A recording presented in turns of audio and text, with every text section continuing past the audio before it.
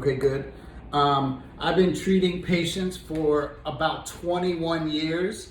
We only handle basically 3 types of cases: type 2 diabetes reversal, thyroid and autoimmune issues, and then early stage Alzheimer's reversal as well. Today, obviously, we're going to be talking about type 2 diabetes. A lot of people always ask me, how did I get into this? Well, when I was a kid, I was about 13 years old, and I went out to lunch with my grandparents. And the first thing my grandmother did is she put out 13 pills. And I was like, what are all those pills for? And she said, well, the first one's for my sugar, the second one's for my pressure, the third one's for my thyroid, the fourth one's for the side effects of the first one, the fifth one's for the side effects of the second one, and on and on. And my grandparents were from Brooklyn, New York, so a lot of the conversations that we had a lot of 3 and 4 and 6-letter words that would make a movie R-rated, and you may even hear some of those today. But my grandfather wasn't a formally educated man, but he did teach us life lessons. And one of the life lessons was, if you can't make it make common sense, it can't be true. And I saw my grandmother with all those pills, and I was like, that doesn't make sense. Something's got to be wrong. Especially I saw my grandmother's health trajectory go downhill very quick.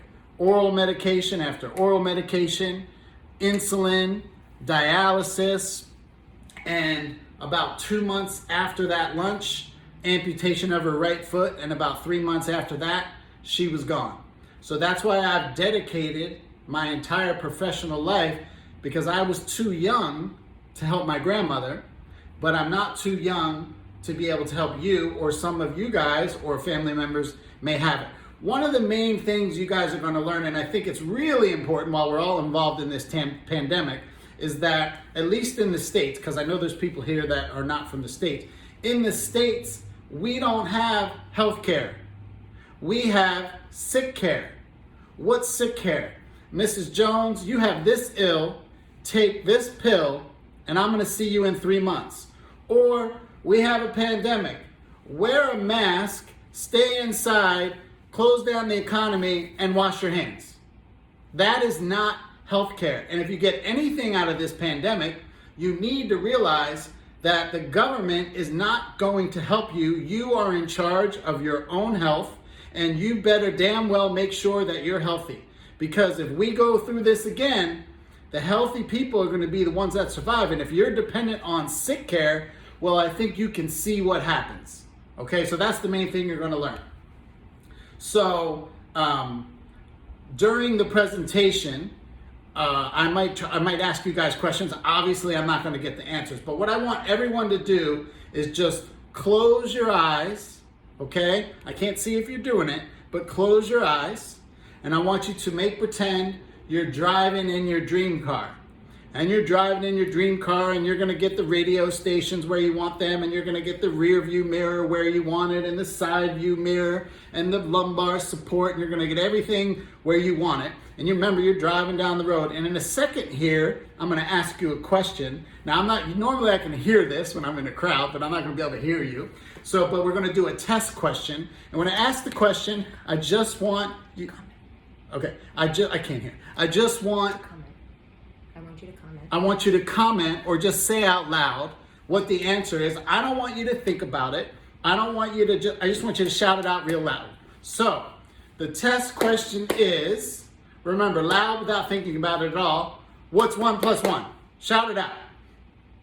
Okay, good. So when I do the real question, I don't know if you follow directions or not, but when I do the real question, I want you to just shout it out really loud, okay? So you're driving down the road, and you're going to merge onto a highway.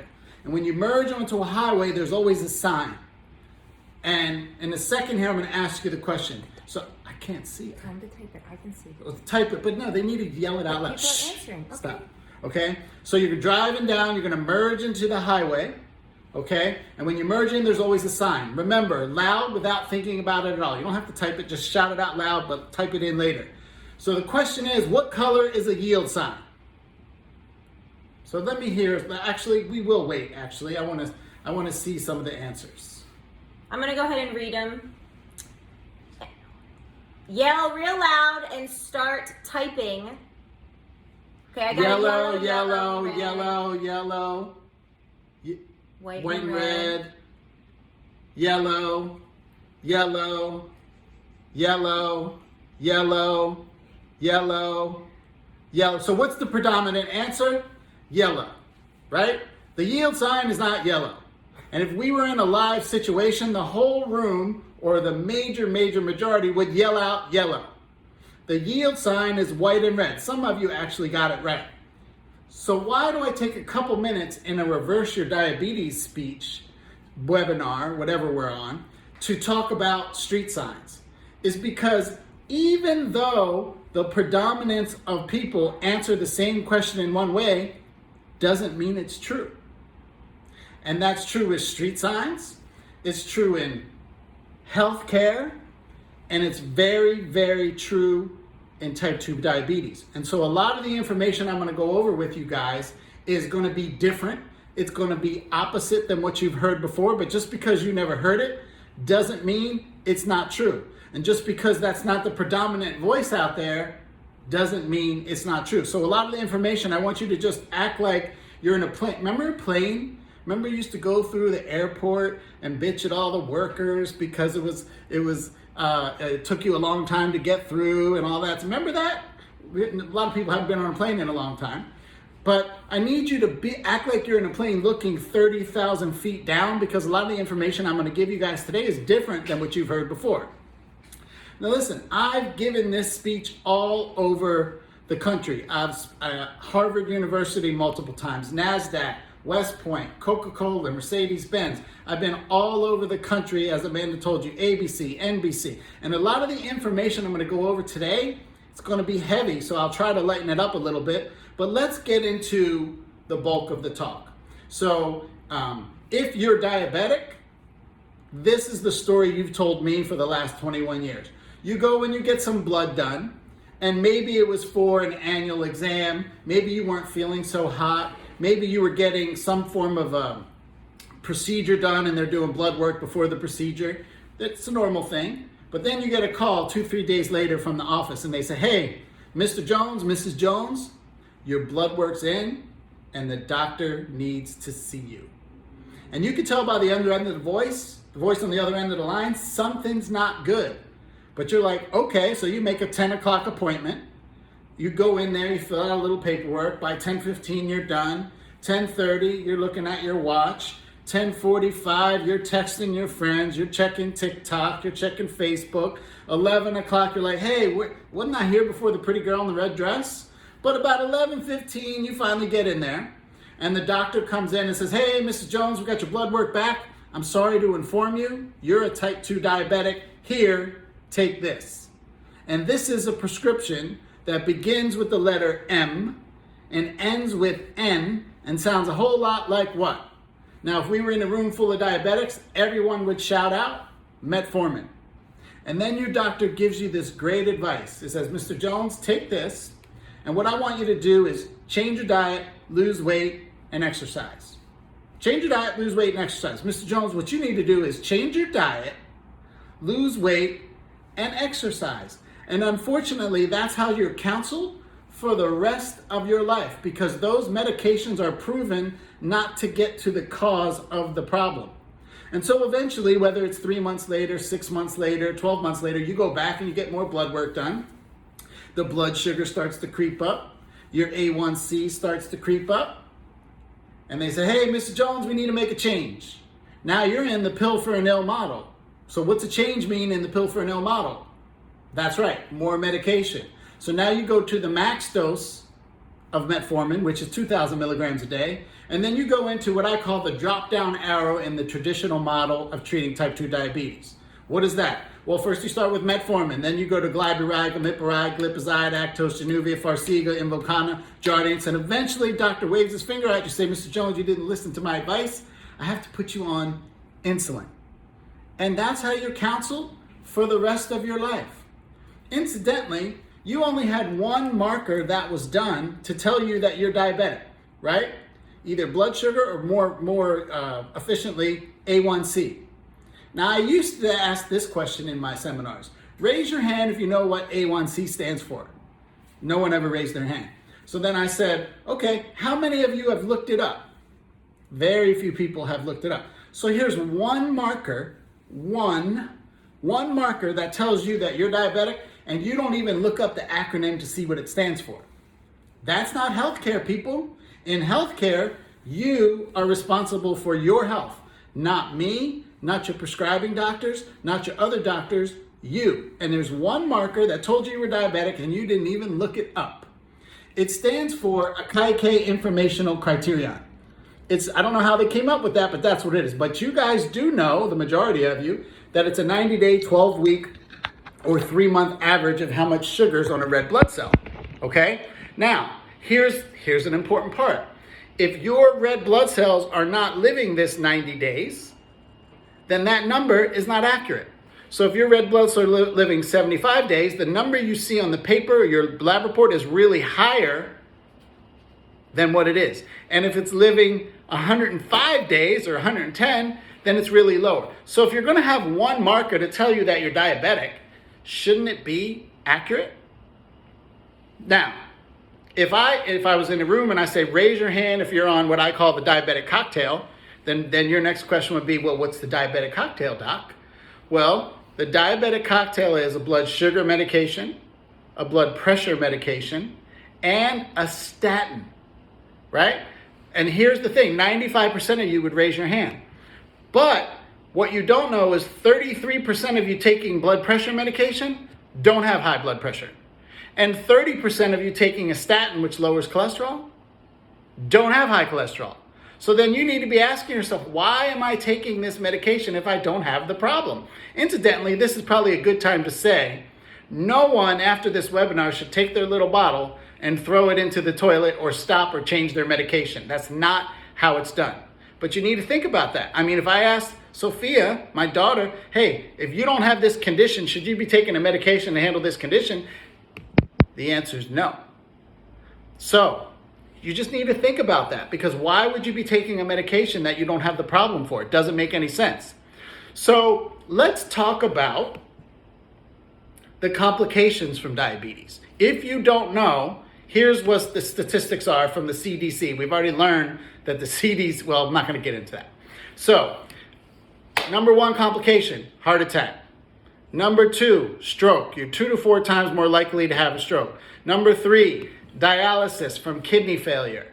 Number 4, liver issues. Number 5, blindness. Number 6, amputation. And the research tells us that if your A1C is above 6.4, you've increased your risk for those complications 67 to 85%. And if you're like, but doc, I'm well controlled. My A1C is only 6.0. But Mr. Jones, you're taking 2,000 milligrams of metformin. You're taking 10 milligrams of glipizide. Of course, it's going to be pretty on the paper.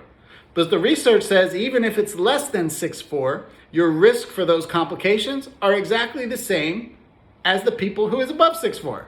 So those medications are just covering it up. You're in the pill for an ill model, okay? So when we talk about reversing diabetes, I can tell you this with 100% confidence.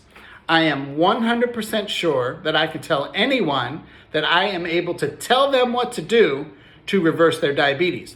I'm also 100% certain that all of you, I could give you that information and all of you could not follow it.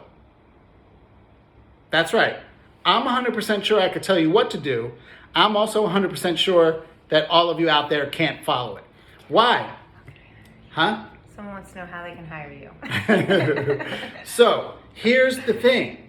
It's simple to reverse diabetes, but it's not easy. It's simple, but it's not easy. I want you to type in here, I'm going to talk about something in about 2 minutes. If you are a teacher or a professor, just type in your first name and I'm going to use you in a couple minutes. Okay?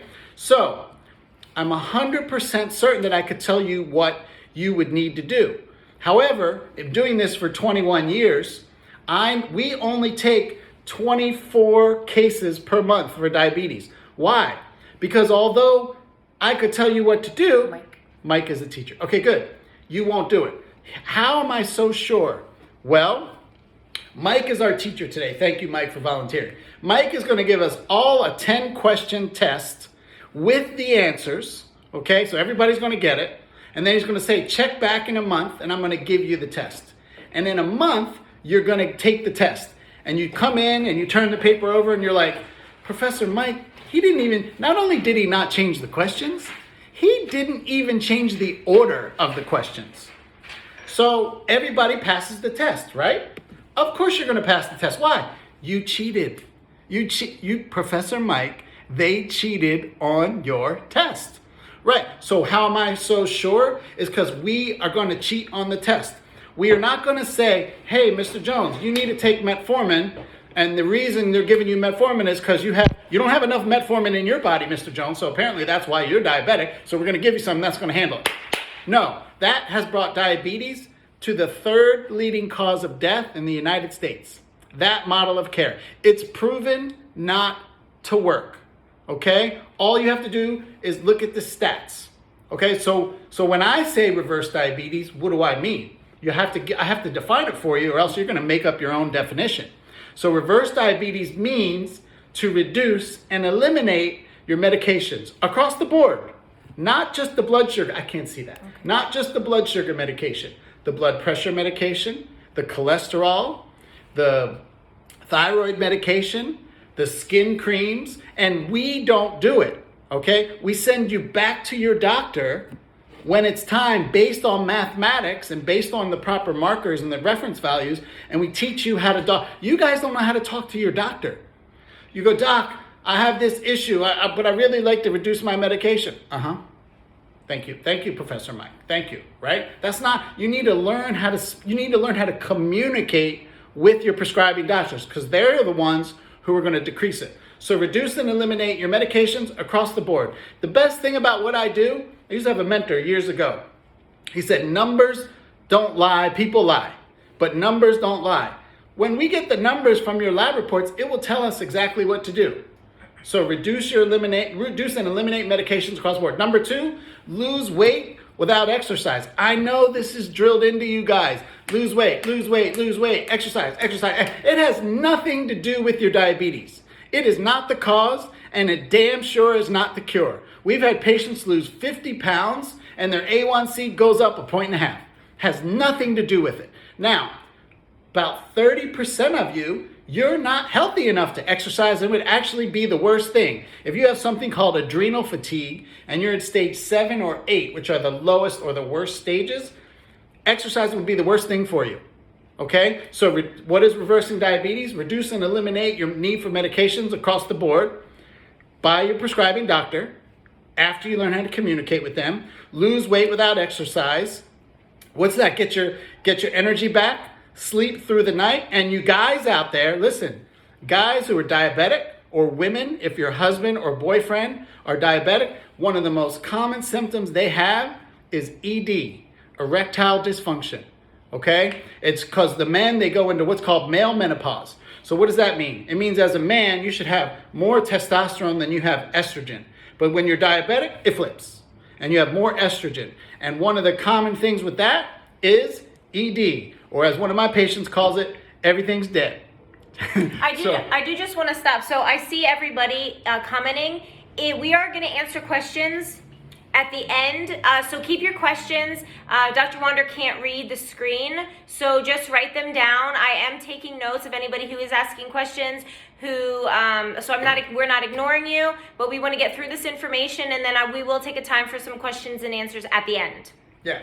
So So I was defining reversing diabetes. So reduce and eliminate your need for medications across the board, lose weight without exercise, get your energy back, get your sex drive back, and the most important one, which no one ever mentions, is prevent the future complications, which are the main reasons you think you want to reverse the diabetes anyway. You don't care what your blood sugar is, you care that it's going to kill you. You don't care what your blood sugar and A1C is, you're concerned with spending time with your grandchildren. So there are this is a common myth. There are 4 different types of diabetes. There's not just 2. Some of you think there's type 1. Type 1 is an actual autoimmune disease where your pancreas cannot secrete insulin. This is not reversible because your pancreas is not able to secrete insulin. It can be improved but type 1 cannot be reversed. Then there's type 2, which you or someone you know thinks they might have. Then there's type 3. Type 3 is AKA, stands for also known as Alzheimer's or sugar brain. Okay, so that's type 3 diabetes. Then there's type 1.5. Type 1.5 diabetes means you have an autoimmune disease, whether you know it or not, doesn't matter, you have it.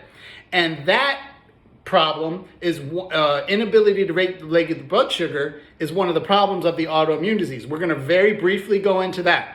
Autoimmune diseases are genetic. So that means if you have it, someone else in your family has one. And it doesn't have to be the same thing. I'm just going to run through a bunch of autoimmune diseases off the top of my head.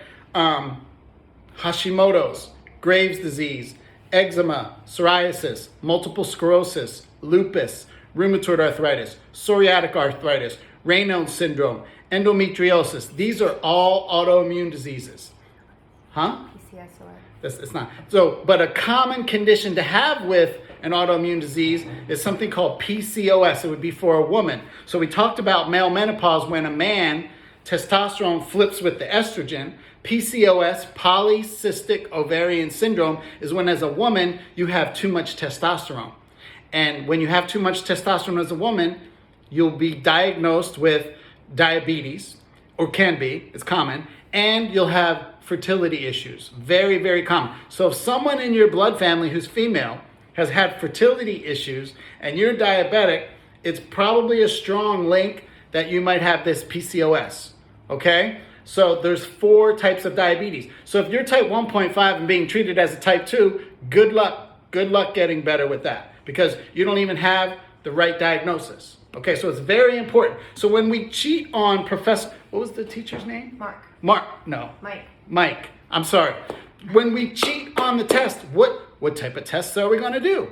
Well, we're going to do very, very thorough blood. Way more. Basically, going to shake you, turn you upside down until the change comes all out of your pocket so we can see every single marker. If you're diabetic and on insulin, we need to see, hey, is your pancreas actually secreting insulin? In 21 years, I've asked that to every single patient on insulin. I said, did anyone do the test to see if your pancreas is really secreting insulin? No one has said yes in 21 years.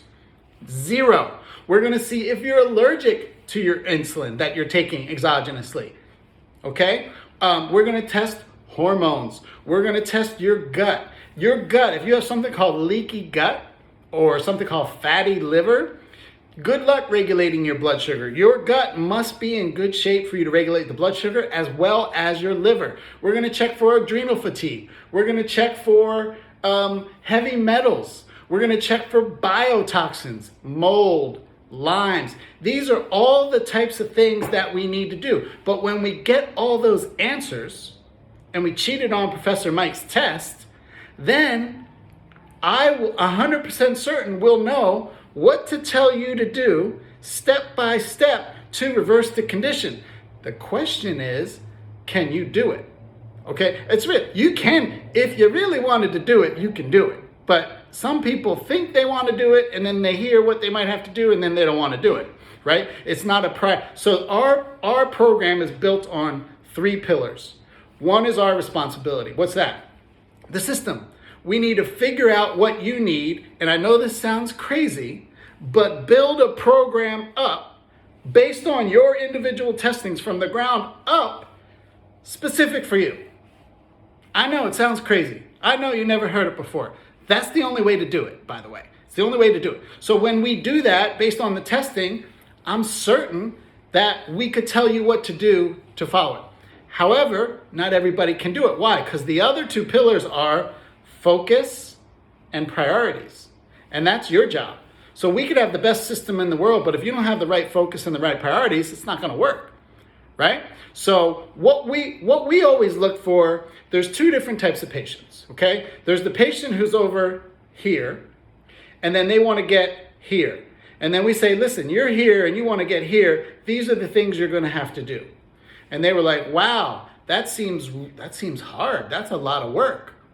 So that's not a good patient for us, right? Then there's the other patient, they're close, but they're not there. But they think, I'm I could figure this out on my own. I'm here to tell you, this is probably one of the most important things I'm going to tell you today. You don't know what you don't know. You don't know what you don't know. And so it's very important. So these two types of people, they're not a good fit. Who's a good fit? The person who's right in the middle, they see their goal, and they're like, wow, I just need someone who can figure out to tell me what to do, because if they tell me what to do, I can follow it and I'll be able to hit it. And I also want to be certain that they've done this multiple times over in the past, and this is not the first time they're seeing this. So that's where we come in, okay? Here's another thing I want to go over. Oh, but doc, I'm only pre-diabetic or borderline diabetic. Let me tell you something.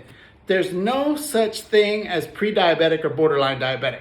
That's like saying you're pre-pregnant or borderline pregnant, okay? You're either pregnant or you're not.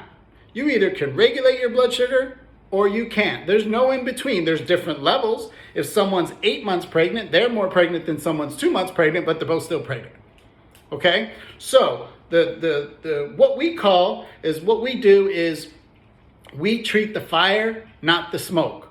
Where there's smoke, there's what? Fire. You guys are treating the smoke. We're treating the fire, okay? We need to not, it's like driving down the road in your car and the little check engine light comes on and you're like, well, I don't smell anything, I don't hear anything, I don't see anything. Let me just tape it up so I don't see it and it's not gonna bother me anymore, right? No, there's something going on. If you don't address it, something major is going to happen later, okay? So once we figure out what you need to do based on the testing, here's another thing, but the foods is so important. The food's not that important. It's important, but it's not that important.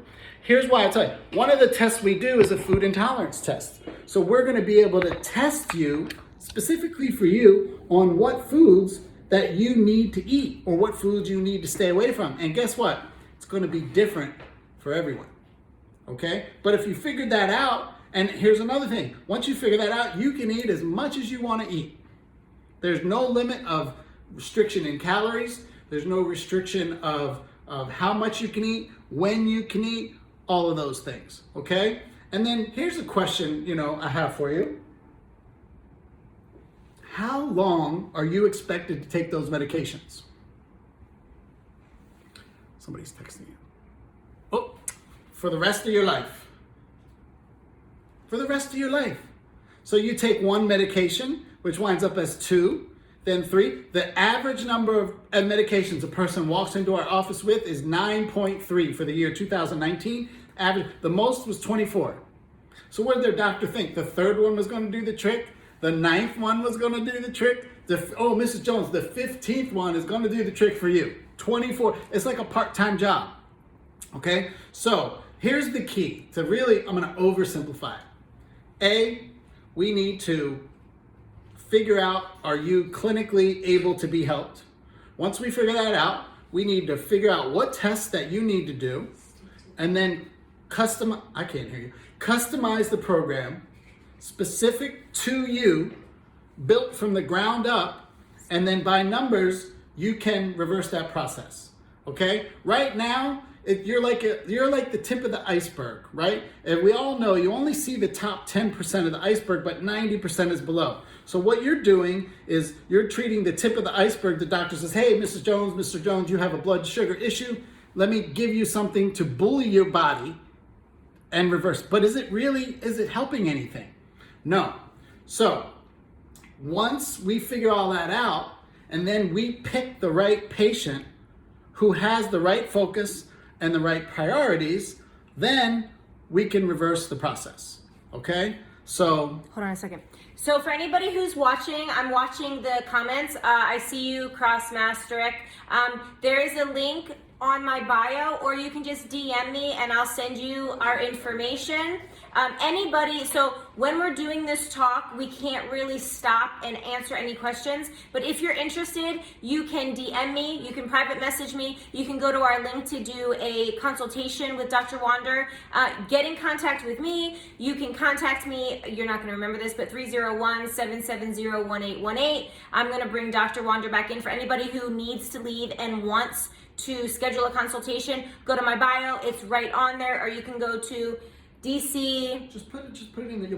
I'll put it right in there for you guys. One place. We can move forward with all that. We can't play it here for you, but those of you who are on a statin, if you don't know if you're on a statin, Crestor, Lipitor, Zocor, or something statin, these drugs, medications, are proven to cause diabetes, and yet they're part of the standard of care. Okay, so let me I'm gonna just close at this point. So what we do, okay, is I don't need to touch you. I don't need, when you're talking to me, I can't hear you. Okay, you shouldn't, because people are interested. So go ahead. Well, I'm going to. So what the coronavirus has taught us is we have patients all over the world. We had them before, and we were doing those virtually anyway. But we've learned through this, because in our state we can't see people, is that we can treat patients all over the world. As long as we can ship you what you need in terms of diagnostic testing or supplementation or things like that, then we can do that. Now, let's talk about, health and healthcare. Where does the United States rank in terms of healthcare? 46th, and we are 5% of the world's population. We rank 46th, and we spend more money than all the other countries combined, because it's not healthcare. It's sick care. It's not healthcare. If this coronavirus has not taught you anything else, is that you don't have healthcare, you have sick care, and your government is not going to help you. Okay? So you're in the pill for an ill model. Why are you in this mess, in my opinion? Number one, big food. Raise your, well, you can't. I usually say raise your hand if I put a bowl of salt and vinegar potato chips in front of you, and you like salt and vinegar potato chips, you could eat one of them. And then if we were live and you raised your hand, I would reach into my little bag and give you the bag and just put it in front of you and see what happens. The bag is undefeated in 21 years, because these companies spend $15 million on the research and development, so you can't eat just one. Matter of fact, there's a company, their slogan is, bet you can't eat just one. I think it's Lay's. Oreos. Lay's, I think it is. I'm not sure. Number two, insurance company. Tell me if you think your insurance company cares about you. You are a policy number. You are a number, okay? I have a patient. He sells insurance. He says, all you need to tell your future patients is this: if you depend on your health insurance to be healthy, that's like depending on your life insurance to save your life. So if you depend on your health insurance to be healthy, you better go get some good life insurance. Pringles. That's the slogan. Is it? I think it's Lay's. No, everybody's saying Pringles. Maybe Pringles. So, and number three, Big Pharma. Listen, that's a 3-hour talk. We don't have time for it. But if you, listen, the Goldman Sachs, the investment banking firm, they put an article in the Wall Street Journal last year, and they said, this pharmaceutical industry is the best business in the world. You go in, you start with one medication, you have to take it for the rest of your life, then you go to the second, the third. They said, it's the best business ever, and you can't get it. It's harder to get out of than the mafia. Okay, so you need to think about it. Not that medications aren't called for at certain times, but to handle degenerative chronic diseases, which diabetes is one, it's a poor record, and it's the third leading cause of death. I usually have this slide, but I'm still going to go over it really quick. So when you eat, your pancreas secretes insulin and attaches to the food. This food needs to get into your cell to create energy, okay? It creates something called ATP, adenosine triphosphate. Don't worry about that, just think energy. But if your pancreas is secreting plenty of insulin and you're diabetic because you're something called insulin resistant, which is true, then you can't get that insulin and glucose molecule into the cell. And so if you're on insulin and you're producing insulin and you can't get that amount into the cell, and so then it backs up into your artery, you take your blood sugar and it's higher, then if I give you more insulin, you just made the problem worse. It's like giving alcohol to an alcoholic, okay? So I wish I had that slide. I don't have that right now. So all I want you to do is remember one thing, that diabetes, not type 1, but diabetes is reversible, treatable, and preventable. And when we pick the right patient, we rarely see a patient fail. Who's the right patient? Well, they have the right priorities, they have the right focus, and they're like, I know I don't know, and I need someone to tell me what to do. Okay, that's the right patient. If that's not you, you're really not a good fit, and you would be wasting time, your own time and your money. Don't do that. We don't have enough time, and you can't waste it. Okay, so will you have to make some nutritional changes? Probably. To what? How would I know right now? It's going to be on testing. I can assure you that you can eat as much as you want. And matter of fact, we give you all the different substitution foods. We give you lists on how to shop, where to get things online, all that good stuff. Okay? Will you have to take some vitamins or supplementation? Yes. We call them nutraceuticals. But why do people get concerned with nutraceuticals? Well, in the States anyway, they're not